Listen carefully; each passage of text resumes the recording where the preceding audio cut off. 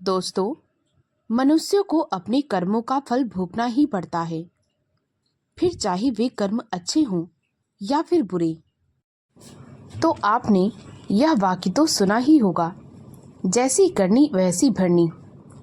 आज ऐसा ही कुछ हम इस कहानी में सुनेंगे। अगर इससे पहले आप मेरे चैनल पर नए हैं तो प्लीज़ मेरे चैनल को सब्सक्राइब करें, वीडियो को लाइक और शेयर करें। तो आइए कहानी को सुनते हैं। किसी गांव में एक पंडित रहता था। एक दिन वह अपने बचपन के मित्र से मिलने जा रहा था। उसका मित्र बचपन से ही गूंगा और एक पैर से अपाहिज था। पंडित का मित्र उसके गांव से 2-3 गांव छोड़कर एक गांव में रहता था। पंडित उससे मिलने के लिए चल पड़ा। जब वह रास्ते में कुछ दूरी पर गया तो उसे वहां एक आदमी मिला। पंडित उससे कुछ नहीं बोला और आगे आगे चलने लगा। तभी अचानक से पंडित ने देखा कि वह आदमी भी पंडित के साथ चल रहा है, मानो वह किसी के आने का इंतजार कर रहा था। पंडित ने उस आदमी से पूछा, तुम कौन हो और कहाँ जा रही हो? इस पर उस आदमी ने कहा, मैं भी एक मुसाफिर हूँ, मेरा नाम धर्मात्मा है। जब पंडित ने यह नाम सुना तो उसे कुछ अजीब लगा, परंतु उसने नाम के विषय में कोई चर्चा नहीं की।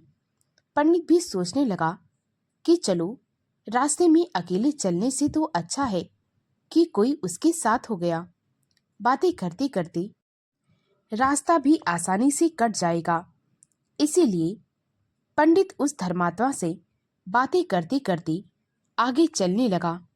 तभी थोड़ी दूर में एक गांव आया। उस आदमी ने पंडित से कहा, तुम आगे चलो, मुझे इस गांव में किसी से मिलना है, मैं मिलकर तुरंत आता हूँ। पंडित आगे आगे चलने लगा।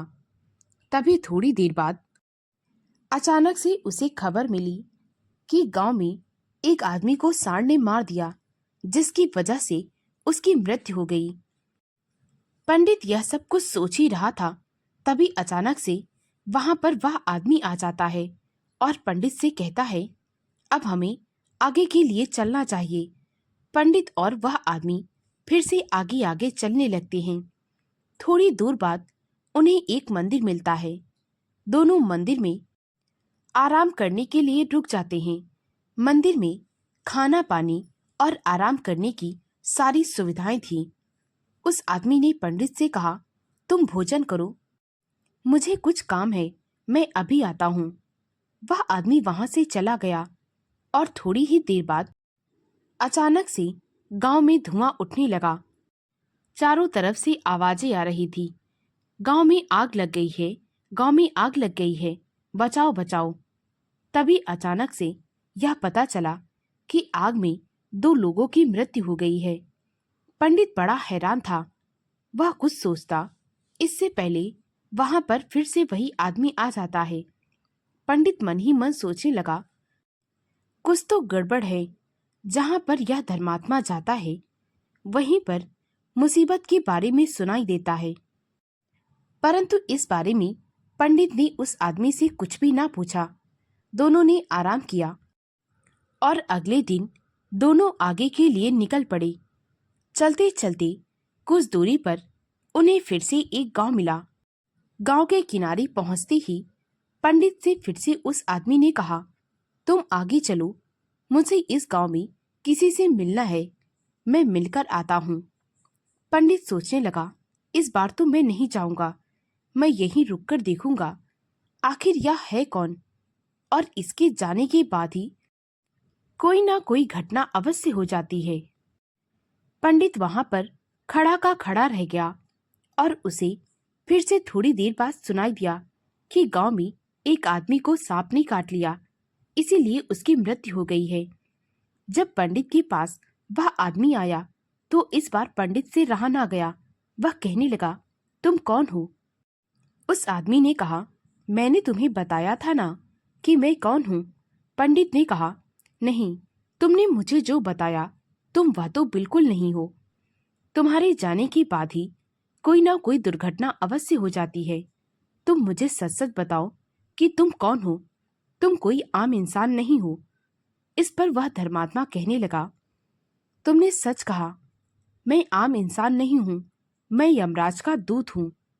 जिन लोगों का समय धरती पर पूरा हो गया है, मैं उन्हें मृत्यु लोक पहुंचाने का काम करता हूँ। पंडित को उसकी बातों पर भरोसा नहीं हो रहा था। पंडित ने कहा, अगर तुम सच में यमराज के दूत हो तो तुम बताओ कि अगली मृत्यु किसकी होने वाली है। इस पर उस आदमी ने कहा, अगली मृत्यु तुम्हारी उसी मित्र की होगी जिससे तुम मिलने जा रहे हो, और उसकी मृत्यु का कारण भी तुम ही बनोगे। यह बात सुनते ही पंडित को जोर का झटका लगाया। वह कहने लगा, भला मैं अपने बचपन के मित्र की मृत्यु का कारण कैसे बन सकता हूँ? उस आदमी ने कहा, जो लिखा है वह होकर ही रहेगा। पंडित मन ही मन सोचने लगा, अगर इसकी बात सच निकली और मैं सचमुच अपने मित्र की मृत्यु का कारण बन गया तो मैं अपने आप को जीवन भर माफ नहीं कर पाऊंगा। इसीलिए उचित यही है कि मैं उससे मिलने ना जाकर घर वापस लौट जाऊं। जैसे ही पंडित घर की तरफ मुड़ने लगा, उसने देखा कि उसका मित्र उसकी ओर भागते हुए आ रहा है। हालांकि वह एक पैर से अपंग था, परंतु फिर भी लड़खड़ाते हुए भागते हुए चला आ रहा था। ऐसा लग रहा था मानो वह बहुत देर से उसका पीछा कर रहा हो, और उसके चेहरे पर एक अजीब सी मुस्कान थी। वह भागते भागते पंडित के पास आया। पंडित उससे कुछ कहता उससे पहले ही वह जमीन पर गिर गया और उसकी मृत्यु हो गई। पंडित ने धर्मात्मा की ओर बहुत आश्चर्य के साथ देखा। धर्मात्मा ने मुस्कुराते हुए कहा, मैंने कहा था कि तुम ही इसकी मृत्यु का कारण बनोगे। पंडित को कुछ समझ में न आ रहा था। इस पर धर्मात्मा ने कहा, मैं तुम्हारे मन की व्यथा समझ सकता हूँ। तुम्हारे मन में यही चल रहा है ना कि तुम्हारा मित्र भागते हुए तुम्हारी तरफ क्यों चला आ रहा था और वह तुम्हारे पीछे से क्यों आ रहा था। तो सुनो, तुम्हारे मित्र ने तुम्हें पिछले गांव में ही देख लिया था। वह बोल नहीं सकता था, इसीलिए तुम्हारा पीछा कर रहा था। उसने तुम्हारा साथ पाने के लिए अपने अंदर की सारी क्षमता लगा दी। वह एक पैर से अपंग था। वह इतनी तेज भागा कि उसे दिल का दौरा पड़ गया और उसकी मृत्यु हो गई। इसीलिए इसकी मृत्यु का कारण ही तुम कहलाओगी। पंडित को समझ में आ गया था कि वह आदमी और कोई नहीं बल्कि सचमुच यमराज का दूत है। इस पर पंडित ने उससे कहा, तो तुम मुझे यह बताओ कि मेरी मृत्यु कब होगी। उस आदमी ने कहा, हे पंडित, तुम्हारी मृत्यु आज से 6 महीने बाद होगी और तुम खुद ब खुद फांसी पर चढ़ जाओगी। तुम्हारी मृत्यु दूसरे राज्य के राजा के दरबार में होगी। इतना कहकर वह आदमी वहां से चला गया। पंडित ने अपने मित्र का दाह संस्कार किया। सारी विधि विधान के साथ उसका अंतिम संस्कार करके पंडित अपने घर लौट आया, परंतु मन ही मन उसके मन में उसकी मृत्यु को लेकर डर बैठ गया। मनुष्य चाहे कितना भी महान हो, परंतु अगर उसे यह पता चल जाए कि उसकी मृत्यु कब हो गई तो वह अपनी जान बचाने की पूरी कोशिश करता है। ऐसा ही कुछ पंडित ने किया। पंडित राजा के दरबार में जाना माना पंडित था, इसीलिए वह सीधे राजा के दरबार में पहुंच गया। वहां पर उसने सारी बातें राजा को बता दी और कहने लगा, हे राजन, आप कोई तो उपाय बताओ जिससे मेरी मृत्यु टल जाए। राजा ने मंत्रियों को बुलवाकर सलाह मशवरा किया। मंत्रियों ने बहुत विचार करने के बाद यह कहा कि पंडित की मृत्यु दूसरे राजा के दरबार में होगी, इसीलिए अगर पंडित 6 माह तक दूसरे राज्य ना जाए तो उसकी मृत्यु टाली जा सकती है। राजा को अपने मंत्रियों की बात उचित लगी।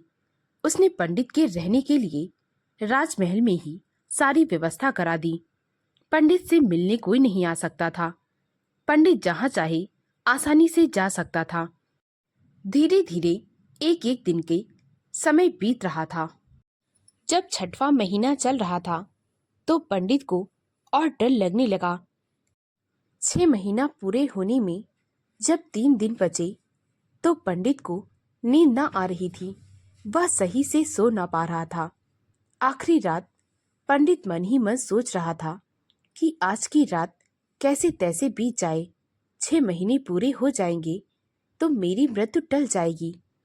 जब पंडित रात में सो रहा था तो वह नींद में उठकर चलने लगा। पंडित को तो पता भी नहीं था कि उसे नींद में चलने की बीमारी भी है। अक्सर यह बीमारी उन लोगों को हो जाती है जिन्हें ठीक से नींद नहीं आती, जो बहुत चिंता करते हैं। पंडित अपने कमरे से उठकर सीधे अस्तबल में पहुंच गया। वहां पर वह जो तेज घोड़ा चलता था उस घोड़े पर सवार हुआ और कब दूसरे राजा के राज्य में पहुंच गया उसे पता ही ना चला। दूसरे राजा के राजमहल में भी पहुंच गया। रात का दूसरा पहर चल रहा था, इसीलिए सारे दरबारी और सैनिक सो रहे थे।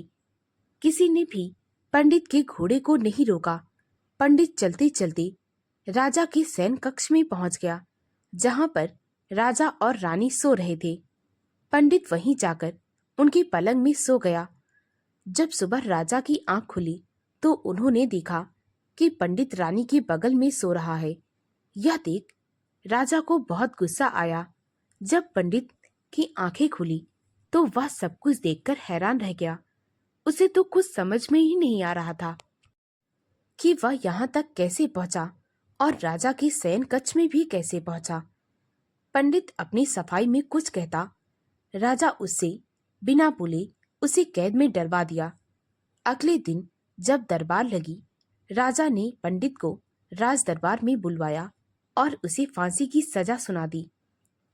पंडित फांसी की सजा सुनकर बहुत घबरा गया, परंतु फिर उसने हिम्मत करके कहा, महाराज, मुझे नहीं पता कि मैं यहाँ तक चलकर कैसे आ गया। पंडित ने पिछले 6 महीने की सारी बातें राजा को बता दी। राजा कहने लगा, मैं तुम्हारी बात पर कैसे यकीन करूं? राजा ने अपने सैनिकों और मंत्रियों को दूसरे राज्य के राजा के पास भेजा और कहा कि जाकर पता करके आओ कि जो पंडित कह रहा है क्या सच कह रहा है। जब राजा के मंत्री और सैनिक वापस लौटकर आए तो उन्होंने राजा से कहा, यह जो कह रहा है बिल्कुल सही कह रहा है। पिछले 6 महीने से यह राजा की राजदरबार में रह रहा है और यह रात में कैसे आ गया, यह बात वहां पर भी किसी को कुछ भी नहीं पता। जब राजा को यह पता चला कि पंडित तो निर्दोष है, अगर इसे फांसी दे दी गई तो यह अन्याय होगा, परंतु अब मैंने फांसी की सजा भी सुना दी है और यह भी मेरे वचन के खिलाफ होगा। मैं जब एक बार किसी चीज का वचन दे देता हूँ तो उसे पूरा भी करता हूँ। राजा बहुत असमंजस में पड़ गया। उसने अपने मंत्रियों से सलाह किया। तब मंत्रियों ने राजा को सुझाव दिया कि पंडित के लिए कच्चे सूत से बना फांसी का फंदा तैयार किया जाए, ताकि जब पंडित उस पर चढ़े तो पंडित की मृत्यु ना हो, वह फंदा टूट जाए। इससे आपके वचन का पालन भी हो जाएगा और निर्दोष को सजा भी नहीं होगी। राजा ने तुरंत आदेश दिया कि कच्चे सूत के धागे का फांसी का फंदा तैयार करवाया जाए। थोड़ी ही देर बाद कच्चे सूत से बने फांसी का फंदा तैयार कर दिया गया। पंडित राजी खुशी उस फंदे पर चढ़ने के लिए तैयार हो गया। जैसे ही पंडित उस फंदे पर चढ़ा, अचानक से उस सूत के धागे से पंडित के गले की नस कट गई और वह जमीन पर गिर गया। फंदा भी टूट गया। यह सब देख लोग बड़े हैरान थे। पंडित के गले से खून बह रहा था और वह तड़प रहा था। थोड़ी ही देर बाद उसकी मृत्यु हो गई। सभी लोग इस बात को लेकर हैरान थे कि भला कच्चे सूत से बने धागे से किसकी मृत्यु हो सकती है। इस कहानी में यह तो साबित हो गया कि मनुष्य को उसके कर्मों का फल मिलकर ही रहता है। श्रीमद् भगवत गीता में भी भगवान कृष्ण ने कहा है, जो होना होता है वह होकर ही रहता है। हम चाहे कितनी ही सावधानी बरतें, कितना ही उपाय करें, लेकिन घटना और घटना की पूरी प्रणाली पहले से ही तय होती है। दोस्तों, अगर आपको मेरी कहानी अच्छी लगी हो तो प्लीज़ मेरे वीडियो को लाइक और शेयर करें। मुझे ज़्यादा से ज़्यादा सपोर्ट करें ताकि मैं आप लोगों के लिए और भी अच्छी अच्छी कहानियाँ ला सकूं। कहानी को पूरा सुनने के लिए बहुत बहुत धन्यवाद।